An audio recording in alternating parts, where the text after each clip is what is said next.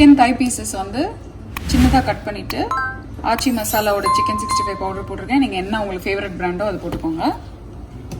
இல்லை நான் வீட்டில் பண்ண மசாலா தான் போட்டு பண்ணணும்னு நீங்கள் விரும்புகிறீங்க, கடையில் வாங்க பிடிக்கலன்னா இந்த ஸ்க்ரீனில் இருக்கிற இந்த மசாலா எல்லாத்தையும் வந்து நல்லா பவுடர் பண்ணி ஒரு லார்ஜ் குவான்டிட்டி நல்லா அதிகமாகவே நீங்கள் பண்ணி சேவ் பண்ணி வச்சுக்கலாம்.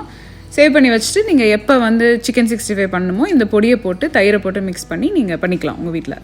இதுக்கு வந்து நீங்கள் நாட் ஓன்லி இது சிக்கன் 65க்கு மட்டும் இல்லை, இது நீங்கள் மீனுக்கும் பண்ணலாம், இதே பொடியை பன்னீருக்கும் போடலாம், வேறு உருளைக்கிழங்கு கூட போடலாம், நீங்கள் என்ன காலிஃப்ளவருக்கு கூட போடலாம். இது வந்து ஒரு பல்காக நீங்கள் பண்ணி உள்ளே வச்சிட்டிங்கன்னா அது பாட்டுக்கு இருக்கும். ஃப்ரிட்ஜில் வச்சிங்கன்னா ஆக்சுவலி மாதக்கணக்கில் இருக்கும்.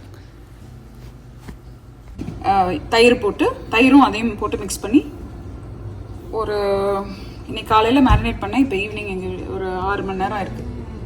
ஸோ இப்போ இதை நம்ம டீப் ஃப்ரை பண்ண போகிறோம். எண்ணெய் இப்போ தான் அடுப்பில் வச்சுருக்கேன். இது கொஞ்சம் நல்லா சூடாகணும். எப்படி ஆயில் சூடாக இருக்குன்னு நம்ம பார்க்க போகிறோம்னா ஒரு உடன் ஸ்பூன் எடுத்து இப்படி உள்ளே வச்சிங்கன்னா அது பொரியும் நல்லா. So which means oil ready பொரிக்கிறதுக்கு.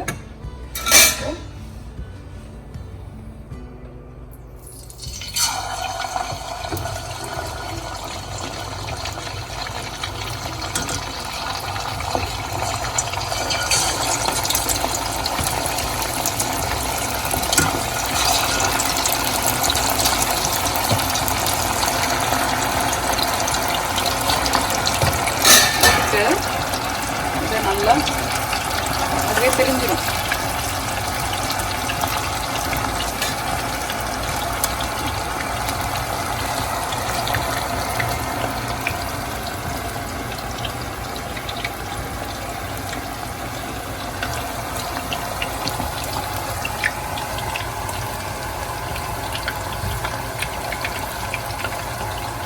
சிக்கன் 65ல யூஸ்வலாக நம்ம அந்த மசாலா போட்ட உடனே அது வந்து எண்ணெயில் போட்ட உடனே அந்த மசாலா பிரிஞ்சு வந்துடும் சில நேரத்தில் அந்த பொரிக்கிற டைமில். அது மாதிரி ஆகக்கூடாதுன்னா ஒரு ஸ்பூன் கார்ன்ஃப்ளாரோ இல்லைனா ஒரு ஸ்பூன் ரைஸ் ஃப்ளாரோ, அரிசி மாவு இல்லைனா கார்ன்ஃப்ளார் போட்டிங்கன்னா பைண்டிங் ஏஜென்ட் அதுதான்.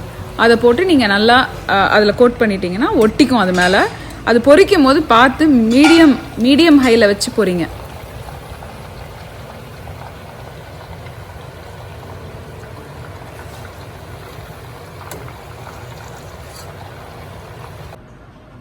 சூப்பரான சிக்கன் 65 ரெடி ஆயிடுச்சு. உங்கள் வீட்டில் ட்ரை பண்ணி பார்த்துட்டு எப்படி இருக்குன்னு சொல்லுங்கள். As always, thank you for watching and happy cooking.